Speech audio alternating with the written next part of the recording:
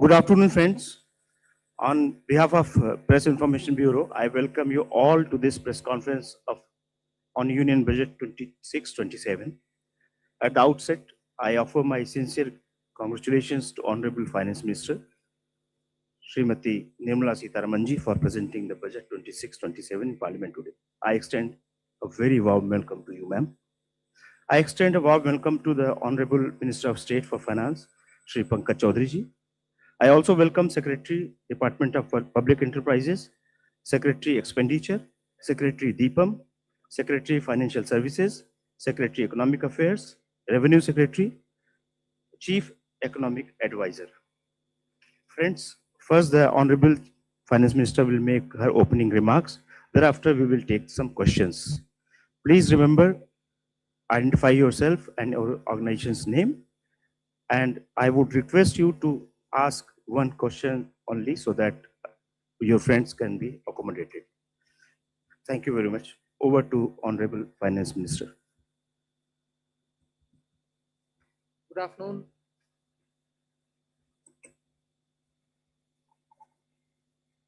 This is the customary press conference that we hold with all the secretaries. You've heard the entire budget being presented in the Parliament. So as opening remarks, I'll just highlight some of the points which we want to draw your attention to. But subsequently, of course, we'll answer all your questions. All the secretaries are here with me. So this budget being the first one, as the Honorable Prime Minister said 2 days ago, this being the first one for the second quarter of this century, also leading towards Vikasit Bharat 2047. We are laying the path and giving a push to the economy to maintain the growth momentum. And for that growth momentum or sustained economic growth, which we want to ensure, primarily we are looking at building the ecosystem with structural reforms which will go on. Reforms have been carried out. We are continuing to do the reform activities. So it will continue with an aim to make sure that we create enough environment for improving productivity and making sure employment is generated. Also, technology, 21st century, this century is completely driven by technology. So we will ensure that technology is brought in to benefit the common man, to make sure common man benefits in the sense of ease of doing living, or for his business to prosper, or for farmers for greater productivity or better logistics, whatever. So technology for benefiting every common man. And above all, with all this, inclusive development. Sabka Saath, Sabka Vikas, and that is why you heard me bringing in schemes which have good allocations for bringing better health facilities, creating a cadre of people, not cadre in that sense, but a bulk of people who can come in as health workers, paramedics, and so on. And also making sure we are able to provide dignified opportunities for Divyangjan. Mental health has also received a lot of attention. So these are the side for Vikasit Bharat and making sure Sabka Vikas hoega. But the idea is the advantage and the momentum that we gained since after COVID by increasing public capital expenditure will continue. We've announced that 12.2 lakh crores are coming through public expenditure this time. It is 4.4% of the GDP. I'd like you all to please notice that, which is the highest, at least in the last 10 years. It could even be highest if you were to take data earlier. No increment in capital expenditure, sustained fashion, has happened ever before. This one marking 4.4% of the GDP. Then what are the kind of things which will happen through it? You will have dedicated freight corridors. I've named Dankuni in the east, Surat in the west.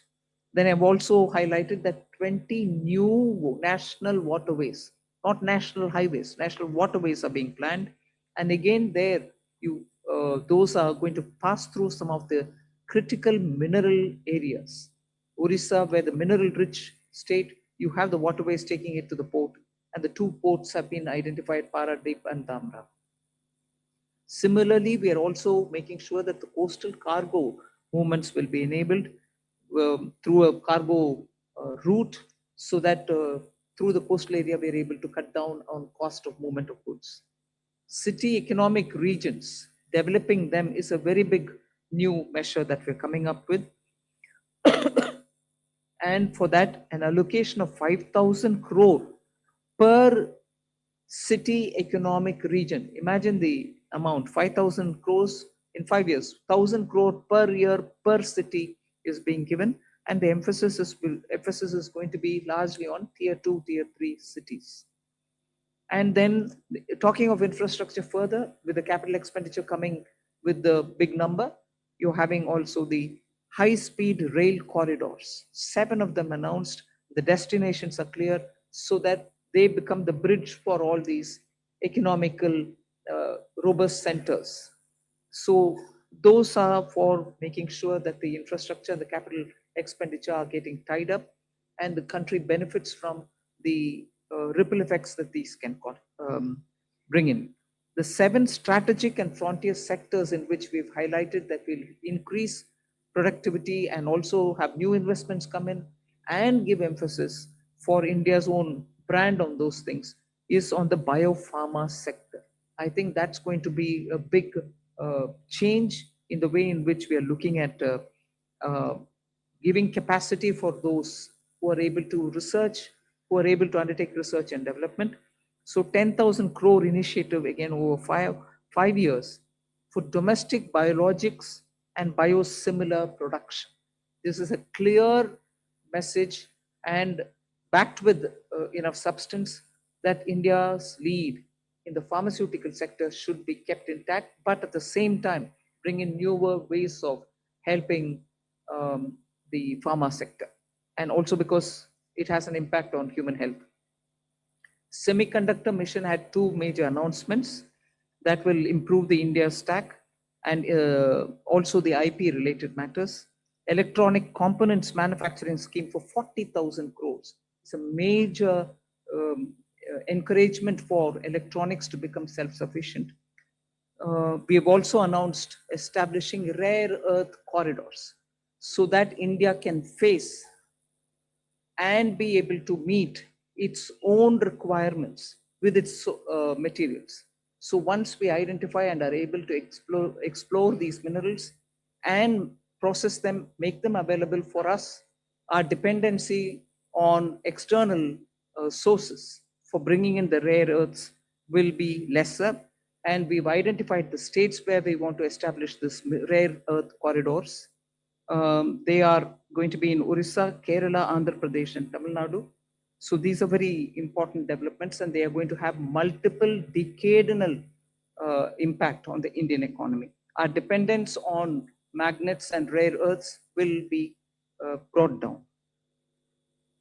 3 dedicated chemical parks, again for reducing our import dependence. High-tech tool rooms for research that will be set up in 2 locations.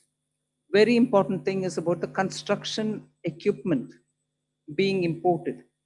That could be for building tunnels or metros or high energy and also heavy duty equipments, which we are relying on imports. We want to manufacture them in India. And that is why I said, how does it affect the common man? It affects because firefighters today have novel, new, big ticket and small, very small firefighting tools and weapons or equipments.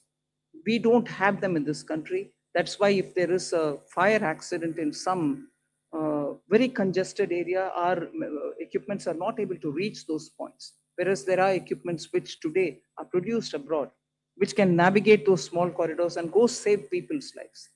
Whether they are huge ones, all of which we want to make sure that we will have production in this country itself, whether they are tunnel boring or anything else, from small to big, we want to bring in those very impactful infrastructure into India.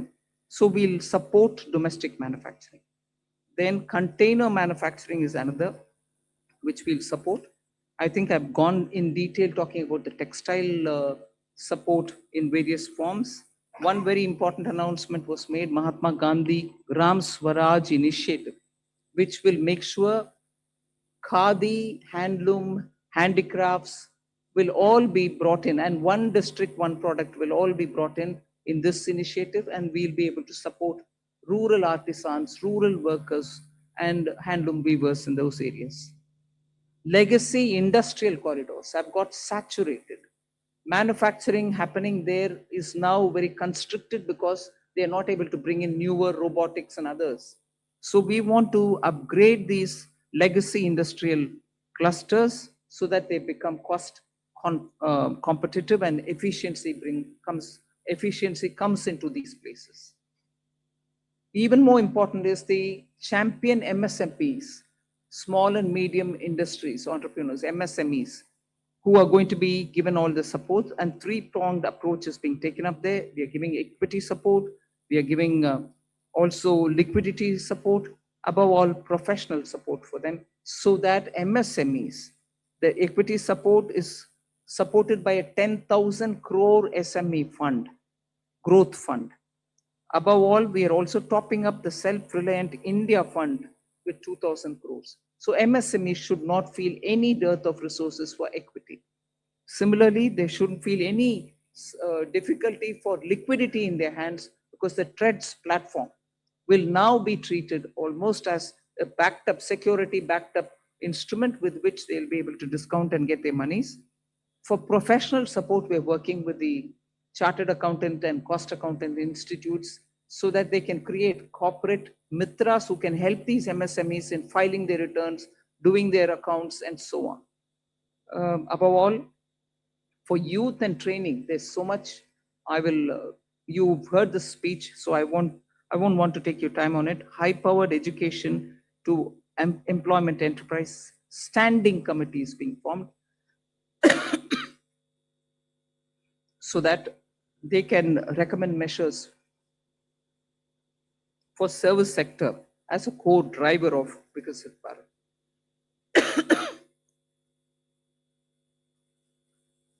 Part B concentrated a lot on tax and related concessions that are being offered. More importantly is the process simplification which has been announced.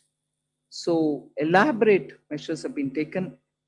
You will be able to also seek clarification if you want. New export opportunities for fishermen who can go into the economic India's zones, high seas, and also assess and access the global markets. The one very touching, and I really was moved by this proposal, is where we have identified 17 drugs or medicines which are going to be basic custom duty exempt, which are important for cancer patients. Similarly, 7 more rare diseases are added to the import exemption list of the import duties. Baggage clearance and personal items which you bring in when you travel are all being given enhanced duty-free elements. Besides that, there are quite a few direct tax and indirect tax proposals. Decriminalizing the penalty proceedings and support to the IT sector are some of the high points. As an opening remark, I'll conclude here. I'm sure you'll be able to ask questions and seek clarification. Thank you for coming. Thank you, ma'am. I'll start taking the questions. First question is 17. 17. Good afternoon, ma'am. Shishir here from Hindu Business Line. Ma'am, my question is that under the miscellaneous capital receipt, the provision is 80,000 crore rupees. And last year, the provision was 47,000 crore, which has been reduced to 37,000 crore rupees now. Does this mean that there will be more equity monetization this year, or there will be more focus on the asset monetization of CPSEs? So you've got it rightly. The intent is that we will have a very strong asset monetization plan in place. Last year, ma'am had announced in the budget that there will be a pipeline prepared, which is being done. So we hope to reap the dividends from that.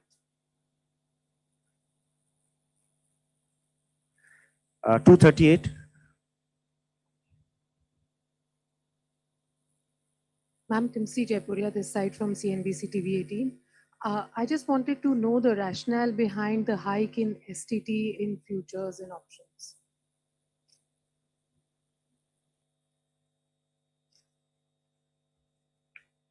So, first of all, I believe, some confusion. In fact, the question that you have asked rightly reflects the announcement itself, that the only change made in STT is in the future and options. All the other STT rates remain the same.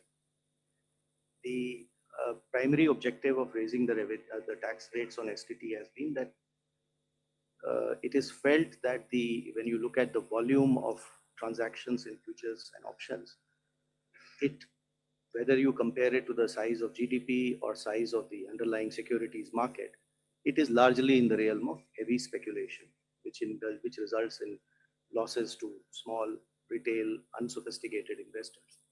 And the government's intention is to discourage speculative tendencies. And the increase in rate is essentially in that direction. So it is meant to essentially handle the systemic risk in derivative markets. Even after this increase, however, the rates of STT will remain modest compared to the volume of the transactions that is happening there. This is the reason. 54.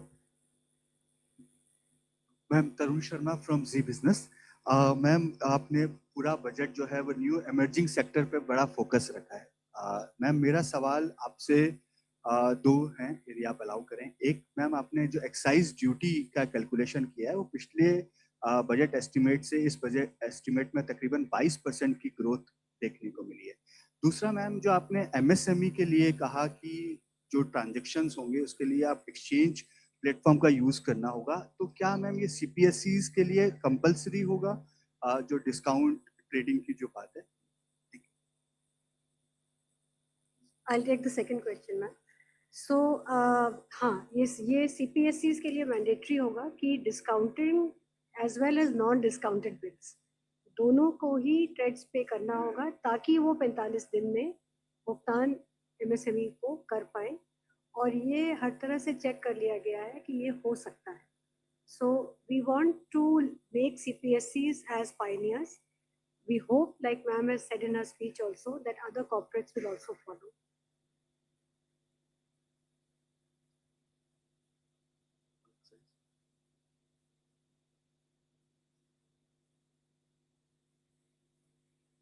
Increased by 22% from last year B to this. Because there is from 1st of February, all the tobacco products have come back into excise, and all those revenues will account for the increase of the next year. 209.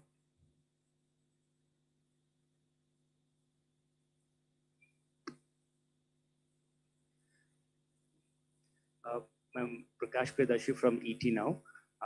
The budget has announced restructuring of PFC and REC. What will this restructuring look like? And does this also mean that these NBFC will be merged going forward? What is the later part of your question? That these NBFCs are not Will be going to? merged going forward? I've said we are rationalizing it. You'll get to know as we go forward. We want to streamline it, and therefore we'll be taking some steps. We'll let you know the moment we decide how to go. 234. Hello, ma'am. Harsh Kumar from Business Standard. Ma'am, two questions. One is, you said that a high-level committee will be formed on the banking reforms in order to 2047. Are we going further for any kind of merger or something? Since government is continuously saying that we need at least two of the big banks, in at least of the top 20 banks. So are we going towards that? No, first of all, when I say that it's going to be a high-level committee which is going to look into it, the terms of reference will be prepared, and we are looking at committee to go into the entire expanse of the banking sector so that they come up with recommendations which help us to plan for banking for 2047. We need, by the time we become a Vikasit Bharat, 2047 is our goal. We need to understand what are the other steps that we need to take in the banking area, and based on the recommendations, we'll go forward. But we have the Secretary, Department of Financial Services. We'll ask him to also give speech, please. I think you have rightly responded. There are large number of aspects relating to the banking requirement. For example, the credit to the GDP, commercial credit to the GDP ratio low, and the expansion of the banking network, and what kind of the procedures currently we have that is impeding the both the deposits as well as credit. All those aspects will be looked at by an expert panel committee, and well, we will definitely have TR, and then also consult the all the stakeholders, and the government will take a view on how to lay strong foundation for 2047 Viksit Bharat. Ma'am, one more question. 229. Left side, yes. Ma'am, Premanshu from Ananda Bazar Patrika. Ma'am, have you consciously avoided announcing any bonanza for the pole-bound states? And secondly, can you elaborate on this East Coast corridor, industrial corridor you announced? See, the industrial corridors are very critical for supply chains. We need a predictable mineral, rare earth and magnet related products to be made available for India's manufacturing, whether it's lithium ion, whether it's automobile sector, whether it's the new age solar. You need these rare earths to be processed and be made available. We have enough raw materials. The coastal areas are rich in these minerals, and therefore states also felt, I mean, I must credit that the interaction that I had with the finance ministers pre-budget, many states felt that there are rare earths which they can utilize. We then sat up in the budget group that we have, Revenue Secretary, DFL, Secretary DA, and thrashed out, talking with the states. What are the kind of things that we can do so that their capacities to extract these minerals, process them, make them something which the industry can benefit from. So India can be less dependent on imports of these materials.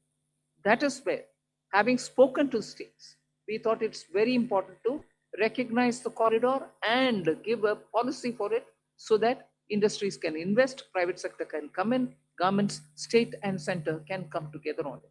That is where these corridors were announced. And looking at the success of the defense corridor, I can confidently say these rare earth corridors will make that big a difference to the Indian economy. The first question, I think there's enough to cover all the election states. If I do, you will ask me, why have you done it only for the election states? Now I've done it for election and non-election states as well. You want me to spell out what has been done only for the election states? I'm quite happy to do it. 262, front. At the front, please. Here. Front. Good afternoon, ma'am. Sapna Das here from CNBC TV 18. Two quick questions. Just wanted to understand the gross borrowing at over 17 lakh odd crore. Would the government look at it as being on the higher side? Just asking that. And within that also, if you look at your net tax revenue stream, of course, B to RE it's higher, and a lot of concessions have been given away both on direct and indirect taxes. But the trend seems to be a bit flat, around 28 lakh odd crore. So if you could explain to us, how is this entire thing looking? And second, ma'am, in terms of the disinvestment aim, 80 odd thousand crores, would this also include IDBI stake sale sometime in FY27? Thank you very much. So you've covered a number of secretaries all at one go. So on the borrowings, no, we don't think it's on the higher side because the net market borrowings are in the range of 11.73, which is been plus around that number for the last couple of years. The larger number is because we have 5.5 lakh crores which have to be repaid this year. So to that extent, we don't think that it's a large number. We have a plan how to manage this. And according to that plan, which also gets released from time to time, the markets would also know as well as all of you. 4. Okay. So on the tax stream, because of some concessions that were given this year, there has been some course correction. But if you look at the next year, the direct tax is growing at 11.4% and continues to be 3.1% of the GDP. The total collection would be 6.9%. The indirect tax excise is growing very healthily because of the base correction, the base which has got added. Customs too is showing a decent policy. So on the tax revenue, I think we are looking up. And even GST, as you would have seen the collection figures today, after rate rationalization, buoyancy which we had expected, and in this hall we had discussed about it, you can see that coming back on the tax. I'm Meghna Mittal from Money Control. The fiscal deficit target that you have set for next year from 4.4 to 4.3 is being seen as very, very gradual. Is there a specific reason, or is it because of the global uncertainties as one of the major factors for being such a gradual fiscal consolidation?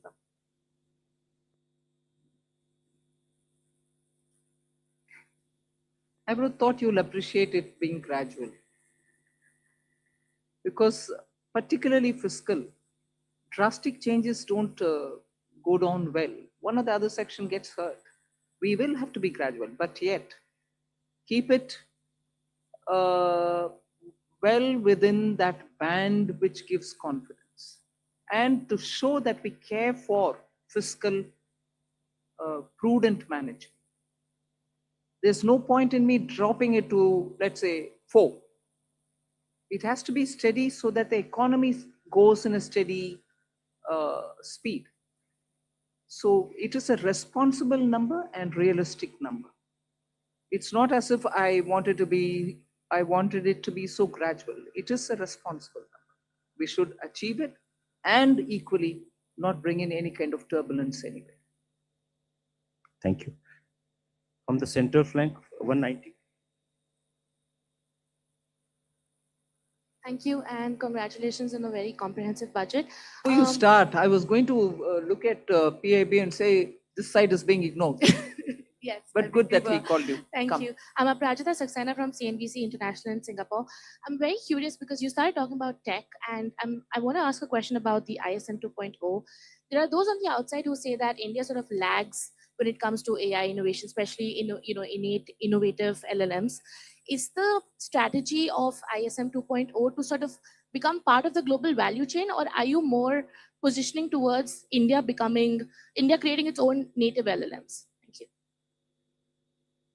I think Ashwini Vaishnav, the minister, has been speaking extensively about this. There are several aspects of it. We want to be sure that in the semiconductor domain, we have every expertise for all those 5 major chip or modeling or the infrastructure, design, every aspect of it. So he's talking about creating abilities capacities within the country to be able to have that kind of a infrastructure well laid out within the country. And similarly, if you're looking at the way in which our startups are working, using AI, and very clearly we have also shown a path that it is not just the large language models, but also smaller ones, medium-sized ones, which can serve the requirement of your economy. So AI in India, particularly when you have a huge demographic dividend, will have to give us results to ensure that our people have work and also the opportunities are going to be enticing enough for the youth. It cannot replace human efforts. So we are at the same time redefining for ourselves, if I may use that expression, on how to use AI, what is the capacity that we have to create, the kind of infrastructure that we have to lay in the ground for it. Equally, the products which come out of it will have to benefit our people, because our youth are revving to do more and new. For them to do something new and for them to do something more, we have to create benefits out of AI rather than push along with AI unthinkingly that it doesn't serve our people. So I think these many different factors play in making decision on semiconductor. And that is why semiconductor ISM 2.0 looks into these aspects as well. And I'll ask the CEA to speak a bit on it because he spent a lot of time so that he could write effectively capturing what's happening down. Ananta, you want to say anything on it? Actually, we have to see the semiconductor mission and the announcements related to the rare earth corridor, which ma'am talked about a few minutes ago. All of them as part of the framework that we presented a couple of days ago here on the strategic resilience part. So, in fact, many elements of this ma'am's budget speech focus both on equipping us to handle the AI-related technology as well as skilling the population in areas where they can be immune to some of the AI-related impacts as well. So it covers both dimensions, and therefore the semiconductor mission, the rare earth corridor, and also some of the Part B announcements ma'am made about the various electronics and the manufacturing sectors were all part of the initiatives to make sure that we make ourselves strategically resilient in a very fraught global environment. 138 at the back side.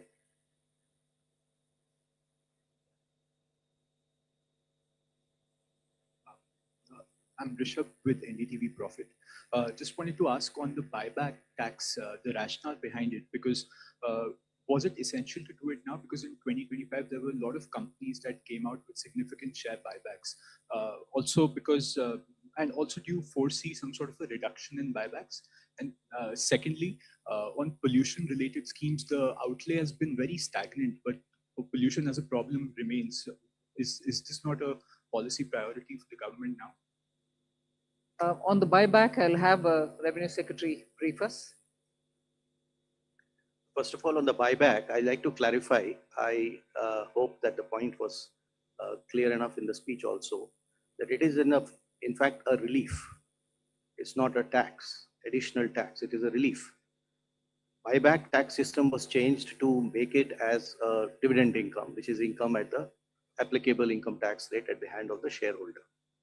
It has been corrected now, and we have put the tax to be in the hands of shareholder as a capital gains tax, which long term, for example, will be only 12.5%.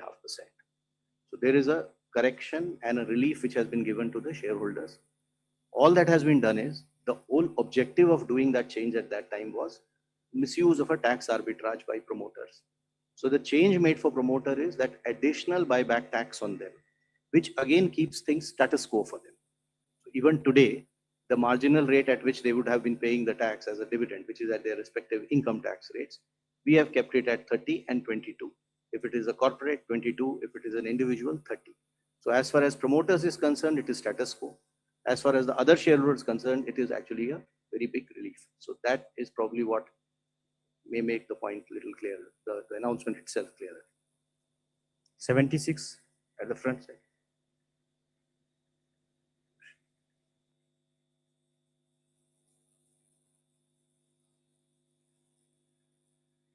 So pollution is a priority with government, and not everything has to appear at the budget speech is how I would put it, ma'am.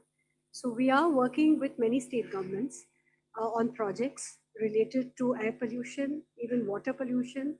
There is a significant budgetary outlay on sewage control as well as drainage. And as it was noted, you would have seen the Finance Commission recommendations also. A large portion of the Finance Commission grants to the local bodies, urban and rural, is tied to water and sanitation, particularly I would say sanitation. So pollution of all kinds remains a top priority, and there are different ways in which we are trying to tackle it. Hello, ma'am. Ma'am, I am Monica from Business Standard. Ma'am, I have two questions. Ma'am, I have two questions with regard to customs. Ma'am, in your budget speech, you said that honest taxpayers will be able to close their case and they can pay the additional amount in view of penalty. So I want to know whether this is a customs amnesty scheme, and if you can just provide the contours of this scheme. And also, ma'am, Economic Survey flagged the need for convergence between transfer pricing, which comes under income tax law, and customs valuation. But there was no mention in your budget speech. So is there any such proposal being considered by the government? Both on the direct tax and the indirect tax. This is not an amnesty scheme. This is essentially an offer given to the honest taxpayer who would otherwise, when he gets to know that he has to pay the duty, he will like to pay it. But because our laws require him to also pay a penalty on that, the negative connotation associated with being penalized, which he has to obviously disclose at some point of time, does create a situation for him or an incentive for him to rather dispute the duty, even though he may not want to do it. So the window that we are giving to the taxpayer is that you will, if you are willing to pay your tax or whatever is the duty, instead of penalty, that same amount you can pay in the form of an additional amount. So it will not be either a relief or an amnesty. At the same time, this amount that you pay will not be treated as a amount which you have paid as a penalty, and therefore that negative connotation will go away. You may have seen that there is another announcement of a similar nature on the income tax side, where when it comes to the cases of underreporting today, there is a provision under which you have to pay tax, interest on tax, and a 50% penalty. If you are willing to accept the demand and not go on appeal, you need not pay the penalty of 50%. You can go ahead and pay your tax and interest, and the matter is closed. What we have done is expanded this window and included even misreporting cases, where penalty is otherwise 200%. But there again, we are telling him that you can settle it by paying the tax, the interest on tax, and this 200% get reduced by half. You pay 100% as an additional income. The idea here is that if you are an honest taxpayer, accept the fact that you have to pay the duty. We will not like to brand you by using the word like penalty. That is these two windows are essentially meant to take care of those situations, which is why reference to an honest taxpayer.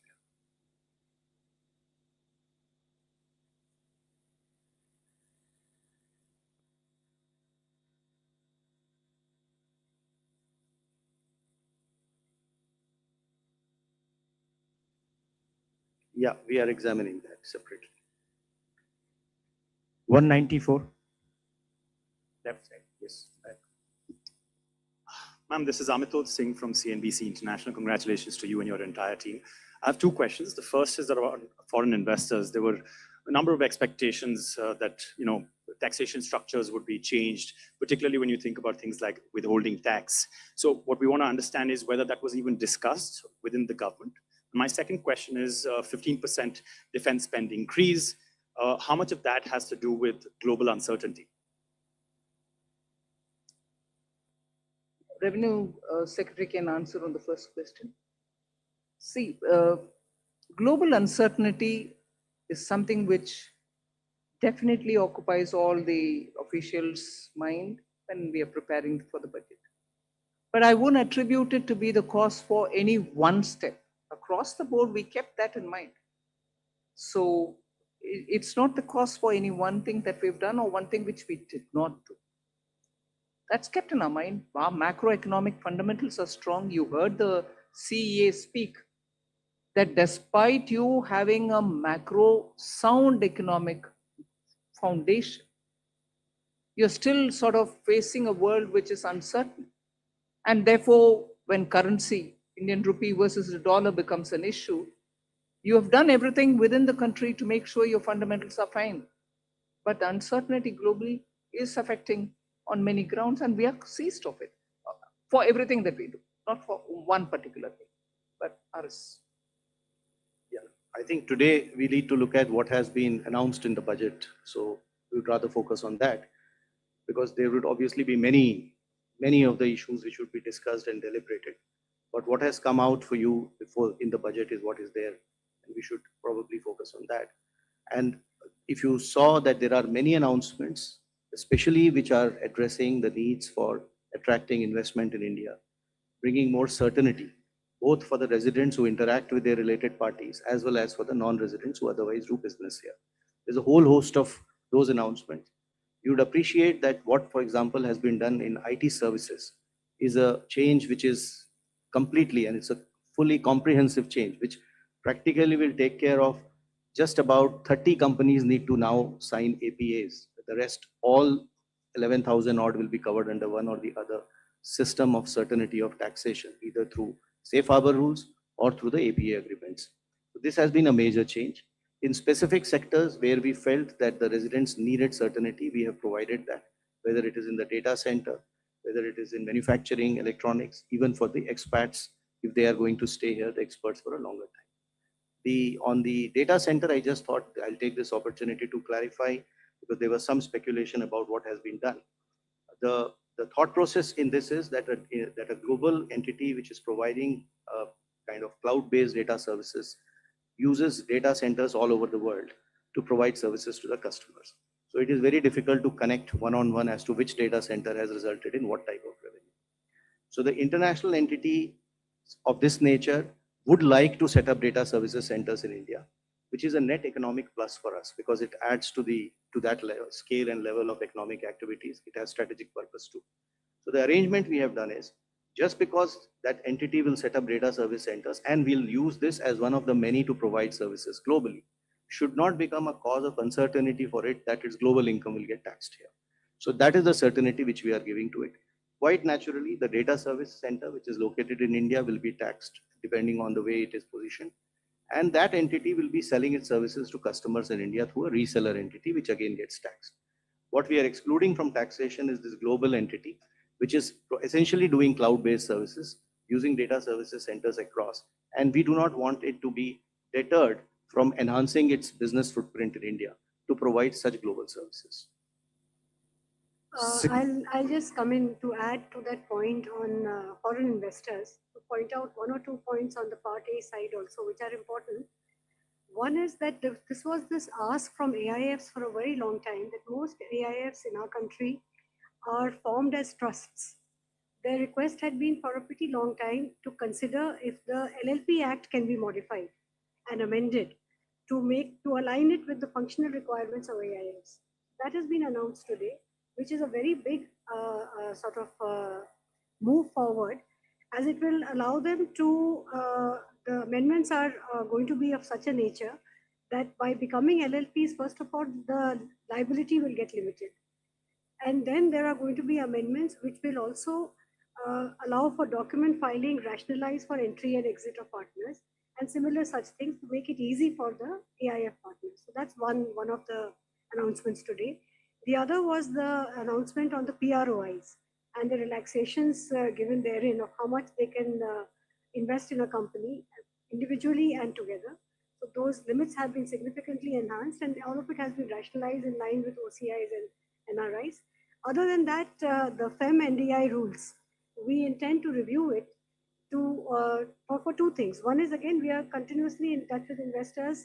There are asks over there. So instead of doing it one by one, this shows the intent of the government to actually reach out and address the world which is interested in investing in India and make it easy for them to do so. 214. Ma'am, मैं आलोक प्रियदर्शी हूँ CNBC आवाज से। Ma'am, मेरा सवाल यही है कि जो सवाल STT से रिलेटेड है, सिक्योरिटी ट्रांजैक्शन टैक्स से, मैम जो पॉलिसी है फ्यूचर एंड ऑप्शन लेक को लेकर सरकार की क्या पॉलिसी है, थोड़ा सा स्पष्ट करें। और दूसरा कि जो STT बढ़ाया गया है, बहुत ही जैसे रेवेन्यू सरकार की बहुत मामूली बढ़ोतरी की गई है, तो क्या इससे जो सरकार की पॉलिसी के रिटेल इन्वेस्टर्स को ऐसे जो बहुत हाई रिस्क की इंस्ट्रूमेंट है उनमें निवेश से एक तरह से कॉशन करने की पॉलिसी है, तो क्या इससे ये मकसद हासिल होता है क्या? I'll ask the Revenue Secretary to go into the details, but आपका विषय जो मकसद के ऊपर बात कर रहे हैं ना, मैं पिछले बजट के समय में भी इसका एक्सप्लेन भी की। We are touching only the futures and options. STT otherwise बाकी सब का ट्रांजैक्शन के ऊपर कोई नहीं किया, मगर जहां स्पेकुलेशन, हिंदी में सट्टा बोलते हैं, स्पेकुलेशन ज्यादा और समटाइम्स हाईली रिस्की, क्योंकि हमें मैसेज आता है लोगों से कि इधर बहुत लॉस भी फेस कर रहे हैं लोग जिनके हाथ में इतना एक्स्ट्रा पैसा भी नहीं है जिससे वो स्पेकुलेट कर सकते। So this nominal increase is purely aimed at high speculation, only to deter them. मकसद बोल रहे हैं, हाँ, उनको थोड़ा डिस्करेज करने के लिए। हम इसके खिलाफ नहीं है, जरूर एक्टिविटी जो होता है उसका रेस्पेक्ट करते हैं, मगर इतने लॉस और इतने छोटे छोटे लोग का लॉस को सरकार देखकर कैसे आप चुप रह सकते हो? डिटर करो थोड़ा उसको पीछे हटने के लिए, बस उतना ही. So the tax is only one element of the kind of supplementing or supporting that policy, which is what I explained before. In as far as the rest of what and how this market has to be regulated is probably for the market regulator to respond better on that aspect. 67 from the center. I'm Pallavi from CNN News 18. Little political question because the reactions are coming in from the opposition parties. Rahul Gandhi specifically says that the budget has failed to go in for a course correction and that it not address the real concerns of the country. With due respects, I don't know what course correction he is referring to. Economy and its fundamentals are strong. Global uncertainty is facing many of our sectors for whom we have brought in so many different schemes for those small and medium enterprises, for textiles, for leather, for shoe uppers, for people who are working in the rural areas, schemes for benefiting them, for even the farmer and value addition, for women entrepreneurs who are chote groups, self-help entrepreneurs, the she marts that we've come up with. These are ways in which we are reaching out to the common small people to make sure that they don't have to face big changes in their life because of any volatility coming from outside. They could be contributing to exporting small things, but different uncertainties can affect them equally. Many of them have been shown as successful because you see when you go there, Lakpati Didis is a fantastic difference made to women in the rural areas. Now we're bringing them together to sell their wares. Are these not measures through which we are reaching out for the poor, the small, those in a different difficult terrain or in rural areas? And with all this, the fundamentals of the economy remain strong. And that has come out even in the economic survey. So, well, politically you want to criticize, you're welcome, please do it. But if you want to give me the facts on which you're basing your argument, I'm willing to hear and willing to reply to that. 16. The center. Ma'am, I am Bani Kinkar Patnaik from the Economic Times. Ma'am, I think probably one of the most important features of this budget is that for the first time in probably many years, your effective capital expenditure at 4.4% of GDP is going to be slightly higher than your fiscal deficit, projected fiscal deficit for the next year. So it means, I mean, in other words, you will be using more than your entire borrowed resources. You will be deploying that in productive spending. So I wanted to ask you that, whether it is going to be the new normal in the coming years. And ma'am, one clarification I needed. This VV Jiramji scheme, you have allocated more than 95,000 crore. At the same time, I see that, Narega has also got 30,000 crore. So is it going to be on top of that, or because Jiramji scheme is supposed to replace this Narega scheme? I'll ask the expenditure secretary to respond on that. On the new scheme, the GRAMji, budget provision has been provided exactly as what you would have seen when the bill was being presented and the act was there. So we have gone exactly whatever is required has been provided. Now on the whole scheme also having some money, in fact, it's a legacy of the inefficient way in which the scheme was, the MG and Narega was being implemented by the states. So there is some carryover of liabilities, 30,000 crores. So that we have taken the responsibility of verifying and fulfilling it. So that's why we have kept that, but otherwise fresh implementation will be on the new provisions.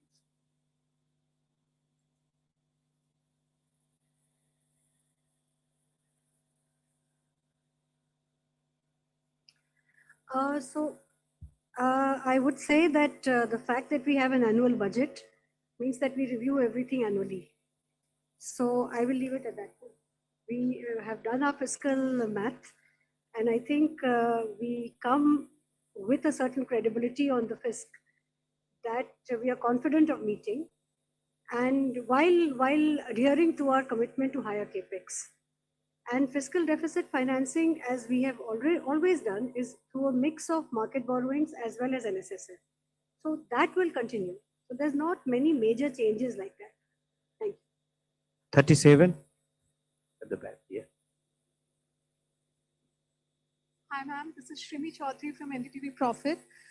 Just wanted to understand that this one-time foreign asset disclosure scheme, how that will be different from the similar scheme in the past, and if you could elaborate a contour of that, and also, is there any estimation of undisclosed foreign assets being done by the department?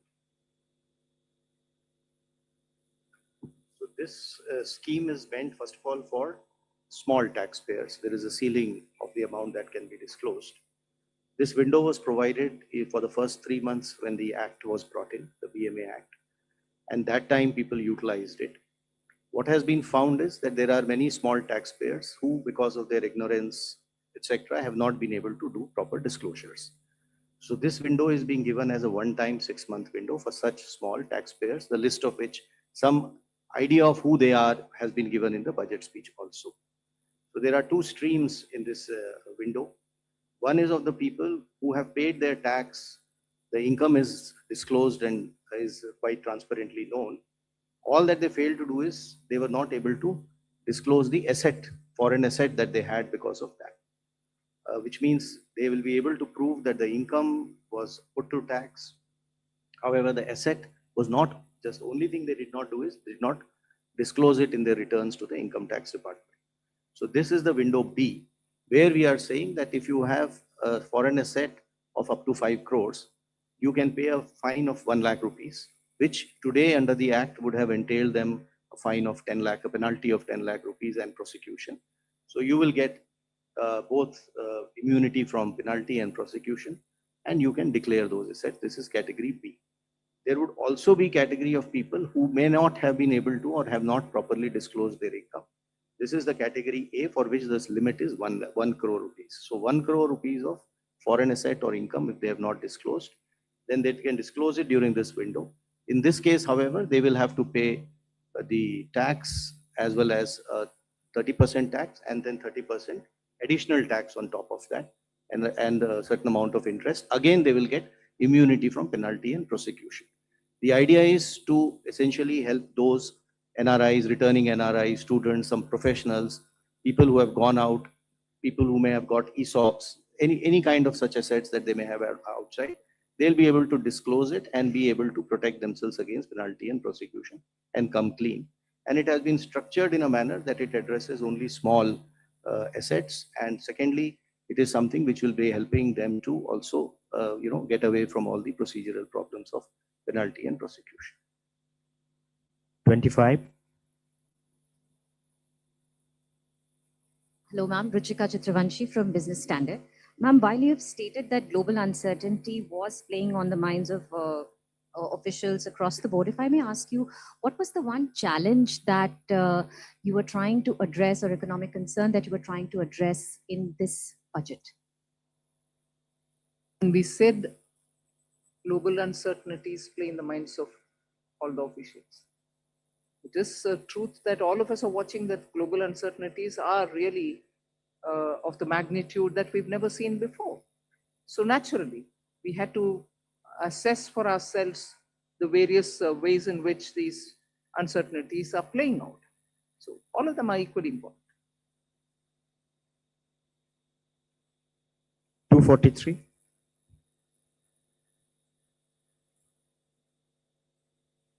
Good afternoon, ma'am. Kriti Ambe from Informist Media. Ma'am, this year's nominal GDP projection, the projection of 393 lakh crore, does it take into account the upcoming base year revision? Or is it possible that this number would undergo further revision when MOSPI releases the new base year and releases its estimates based on the new base year by the end of February? Let the CEA and the Secretary EA answer that. The 393 lakh crores or 10% nominal GDP growth was arrived at based on the existing GDP base year and the methodology. Ma'am, if I could follow up on that, back in 2015, when the base year revision had happened, the previous year's 14 and 13 numbers went up, nominal number went up by what, odd 9 lakh crore. So if FY26 number goes up by that sort of magnitude, or even if not from 357, it goes to 360, your fiscal deficit estimate would come down even further. So do you think there is possibility You began your question with a if, right? No answers from my side for ifs. Sure, thank you, ma'am. 45. I think what sent. Hello, ma'am. This is Pushpita Dey from the New Indian Express. So a lot of custom duty reductions have been introduced. So how do you see the impact on the revenue, and also particularly for the consumer goods like 50% duty reduction? Will there be any measures to ensure there is no dumping after the reduction happen? And also, not particularly related to the budget, after the recent Tiger Global Tax Supreme Court verdict, do you see there will be any impact on the foreign investment for India? Thank you. Customs duty, the reductions, etc., which have been given have a logic for that sector, the need for those items to be brought into India, and customs duty not to add cost to it. So there is an economic logic of why it has been done. And if you have seen, most of them are meant to essentially enhance either manufacturing or value addition within India, or help the cause of exporters who are using those imported items to export items from out of India. So this is a very conscious sectoral call. For each sector item, the value chain has been analyzed, based upon which decision on whatever moderation or whatever calibration of duties were to be done have been done. The second part, in terms of revenues, etc., is concerned, what you would have seen is there are a lot of custom process reforms that have been proposed. And the idea is essentially to enhance the volume of international trade, which should fetch us more revenues rather than playing on the rate itself. So we do hope that these process reforms will encourage more people to kind of, export in the process, probably the part of global value chain, more imports, and duty or revenues will be a result of that buoyancy. I just want to add one additional point to what my colleague Revenue Secretary said. If you look at many of the customs duty reliefs given in Part B, you have to read them in conjunction with the announcements made in Part A on manufacturing. So you look at electronic component manufacturing and you look at the concessions given in Part B, there is a certain logic, alignment and synergy between the two. So that's exactly what you need to focus on. So actually, the fear of dumping there, will you be monitoring it? We are looking at only those sectors where we need to have our production capabilities improved, and raw materials shouldn't be a constraint on those items which are necessary for us. So it is a very calibrated way in which we've done. 39. That's right. Thank you, sir. Congratulations, ma'am, and everybody. Karishma from Business Today. Ma'am, I just want to also continue the question on the rural employment scheme. A couple of states have shared skepticism and apprehension if they'll be able to fiscally absorb it and if they have the appetite on the cost sharing for the scheme. Ma'am, second, just a follow-up question, if there could be an update given on IDBI disinvestment. I think the agriculture minister has spent a lot of time interacting with states to tell them what actually is Vikasit Bharat Gram, the G Ramji program is about. It is not about money. We have continuously given. That's why you heard Expenditure Secretary say, Manrega, balance which has to be carried forward, had to be provisioned for, we had to pay them back. Although inefficiently spent, we have to still give them, though we made the provision. And Vikasit Bharat G Ramji, as was at the time of the act getting passed, whatever was predicted was going to be provided, we provided for that. So I think there need not be any doubts in the minds of what is going to happen about rural employment guarantee scheme. In a way, the new scheme actually understands how efficiently it can function in the ground. Inefficiencies have been removed from it, and the money allocation proves that we have put the money where we spoke about. So that's fine. All disinvestments which have been approved by the cabinet earlier, that list will continue to be before us, and we will carry forward every such. And on specific, if you want to know, we have our Deepam secretary. Please do tell.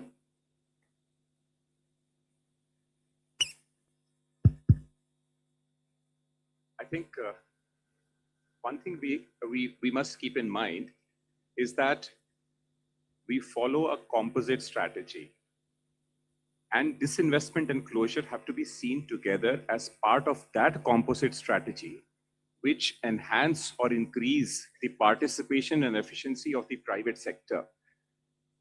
As part of that strategy, as Honorable FM said, whatever in principle approvals we have obtained for both disinvestment and closure, say about 50 of them, half of them have already been completed, which means about 12 closures and 13 strategic disinvestment transactions. The other ones are on track.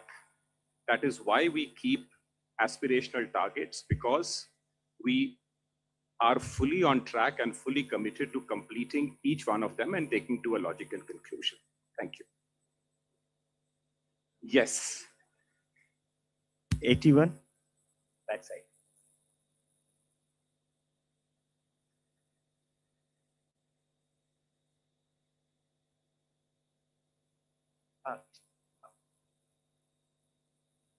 नमस्ते, मैं Krishna Mohan Sharma, Bharat express से। मेरे दो छोटे छोटे सवाल हैं। एक तो मुझे याद है कि दीपावली के दिन मैंने पूछा था कि फार्मास्यूटिकल सेक्टर में क्या करेंगे, तो आज आपने पिटारा खोल दिया उसको। I am very happy. दूसरा सवाल मैम ये है मैम कि यूनिवर्सिटी टाउनशिप बनाने की आपने 5 बात की, क्योंकि डेवलप्ड इंडिया के लिए बहुत जरूरी है।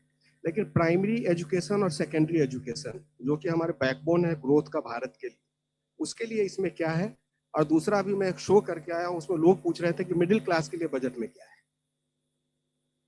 बजट में क्या है?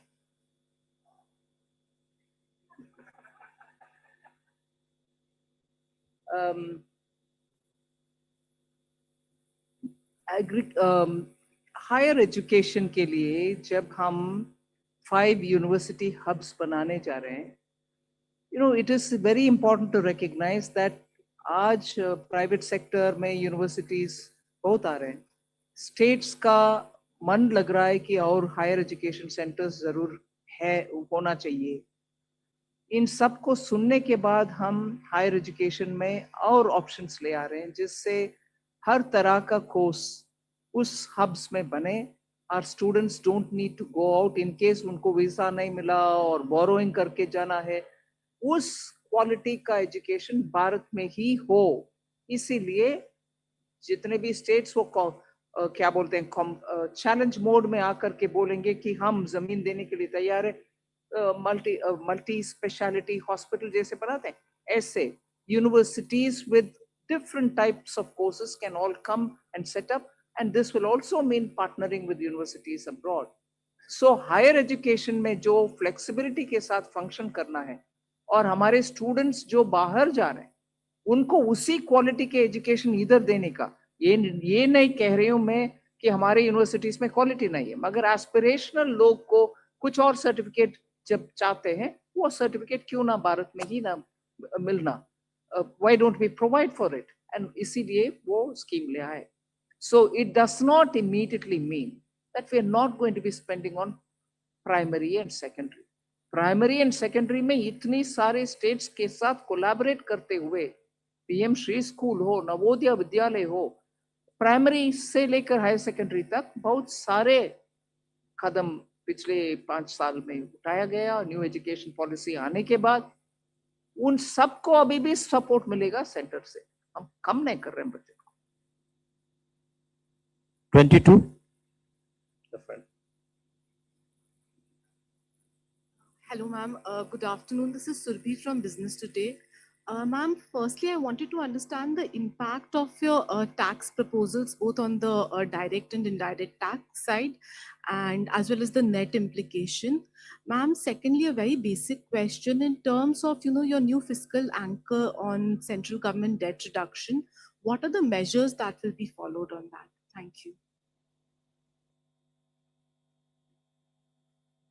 So on the new fiscal anchor, we, like it has been announced, the glide path will be continued, and fiscal deficit, in other words, shall be the operational target to attain the debt to GDP. So it's not that we are going away from the fiscal deficit. It's not going to be the monitorable target. The target will be the debt to GDP that we are going to be monitoring, but both do work in tandem, and that is understandable. That's the way we are anchoring this.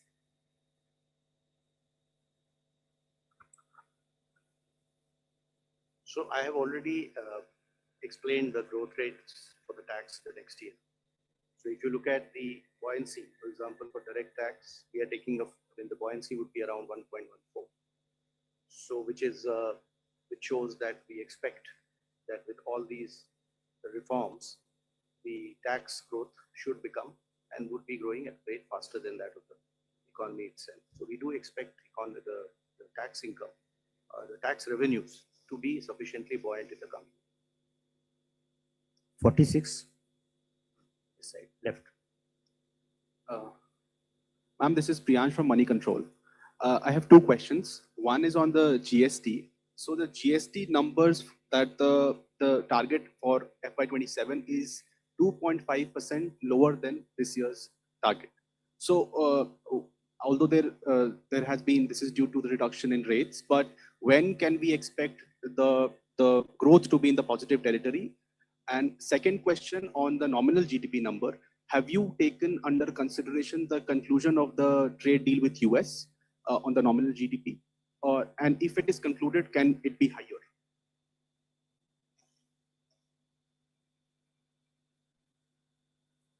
So the nominal GDP, as the CEA explained, has been calculated on an as-is whereas basis, which includes the US-India trade deal as-is whereas. When things change, we will see how the data shows. 249.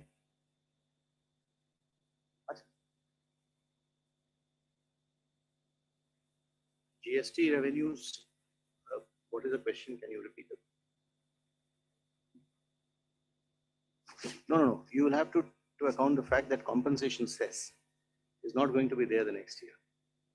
So you'll have to exclude that, which is why you would see our monthly figures are showing other than compensation cess. That is the right number to look. Hello, ma'am. This is Priyoshpita from Informis Media. Ma'am, since you mentioned that gross borrowing for FY27 is not particularly high, can we expect more buybacks this year as well to bring down subsequent repayments? And secondly, are you looking to switch bonds with the RBI as well to manage your repayments? You did this this year in May after a gap of 2 years. Thank you. So the reason we do buybacks and switching is basically to reduce our repayment burden and to mitigate the bunching up effect, and also to manage the costs. So we did a significant switching of high coupon securities this year. Next year, this 5.5 lakh crore which needs to be repaid, as they keep coming up, we will be taking decisions closer to those, while work is continuously going on this in one division of DEA. 24. Mike. Ma'am, this is Rajesh Singh from ANI. My question, could you clarify some measures in the budget to boost savings? Because there was some demand by bankers for FDs to be linked with like equity benefit, or NPS scheme were demanding some kind of tax benefit. Because we need greater savings for greater growth. We need greater savings for greater role, all right, and the banks know how to do it. 9.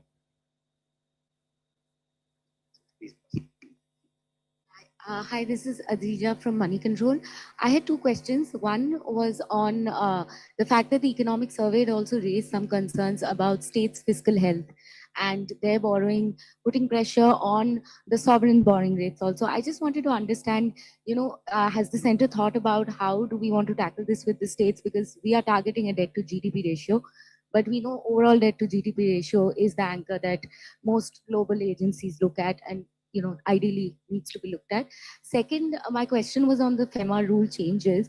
I just wanted to understand with the interaction with the investors or the stakeholders globally, what are the kind of demands or what are the kind of requests that are coming in, especially amid the status when it comes to foreign investor outflows. So what are we looking at if we've thought about anything yet? Talking with states about their borrowing can only be done as a nudge conversation. Beyond that, the center cannot do. Equally, if you look at it, the center is also under Article 293(3), duty bound to make sure that the borrowings of the states are also monitored in a way. We can't curb them, but beyond their FRBM, we can sit with them and have a conversation.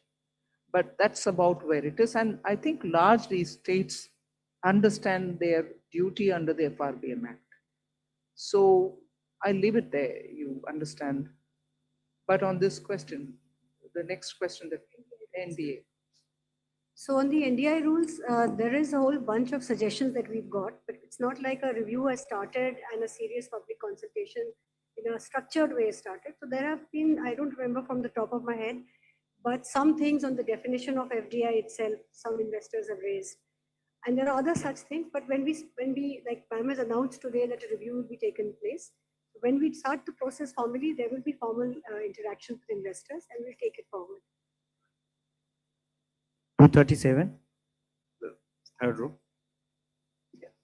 इसके बाद दो लोग बचे हैं. Last two questions after this. I'm Nikunj Johri from Reuters. Ma'am, I have two questions. One on your announcement on exempting foreign companies that provide capital assets or equipments to contract manufacturers. They have been given a 5-year exemption. So will that help the likes of Apple and Samsung that have been ramping up production in India but face some tax uncertainty?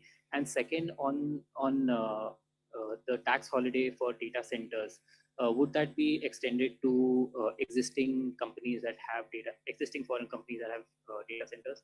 And lastly, there was a suggestion in the economic survey. I want to ask you whether the government would look at implementing it on diluting government stake in listed public sector companies. It suggested that you amend the definition of a government company through Companies Act and then lower your stake. So will that be given a serious thought? Thank you.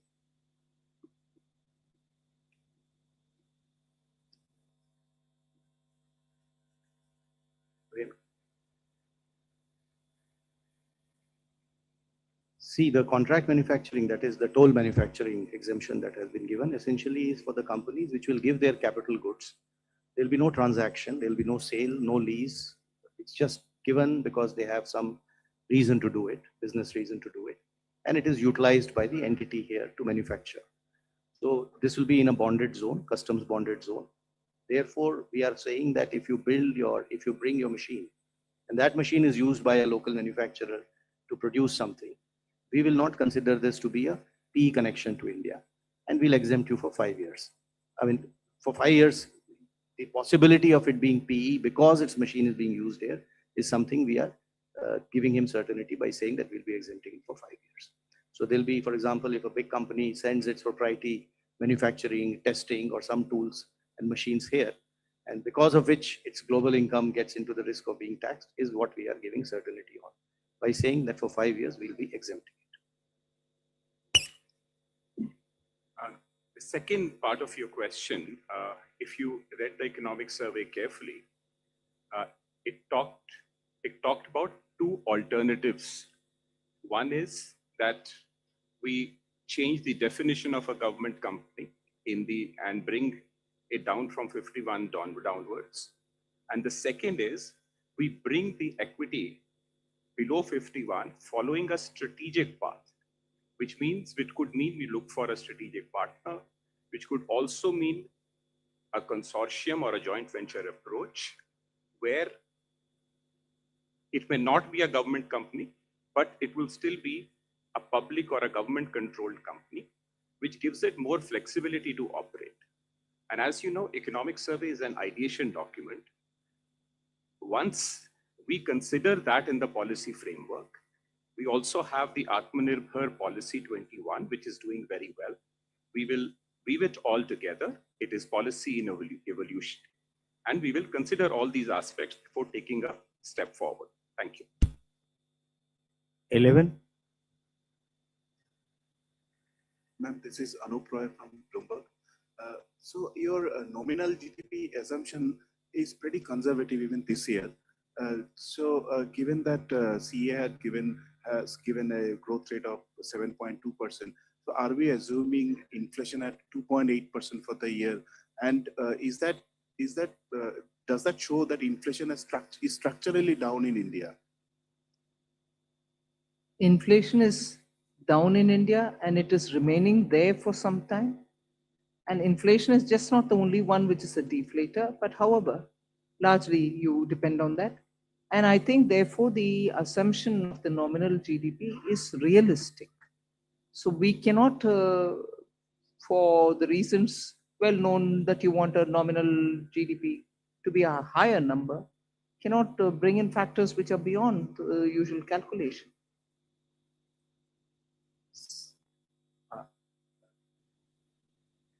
I think one more question we can take. 137. Take the mic. I'm Rakesh Kumar from New Indian Express. My question is around the electronic manufacturing as you allocated 40,000 crore rupees. So just want to know, does it include the ISM 2.0 amount? Does it include what? Indian Semiconductor Mission 2.0. That's a separate now. ISM 2.0 is separate. Okay. Thank you. Thank you very much. You already asked. Thank you very much.